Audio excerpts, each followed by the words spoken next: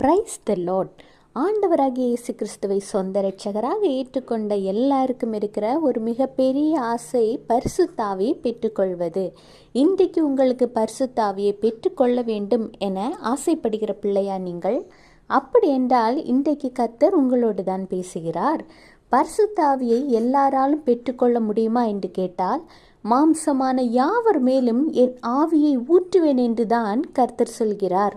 அன்றைய காலத்தில் பெந்தேகோஸ்தே நாட்களில் இறங்கிய அபிஷேகம் இன்று நீங்கள் ஒரு மனதோடு வைராக்கியத்தோடு ஆண்டவரிடம் அபிஷேகத்திற்காக நீங்கள் உங்கள் பாவங்களை அறிக்கையிட்டு போராடி ஜெபிக்கும் பொழுது, நீங்கள் ஜெபிக்கிற அந்த தனி அறையில் கூட பரிசுத்த ஆவியானவரின் அபிஷேகத்தை உங்களால் உணர முடியும், பெற்றுக்கொள்ளவும் முடியும்.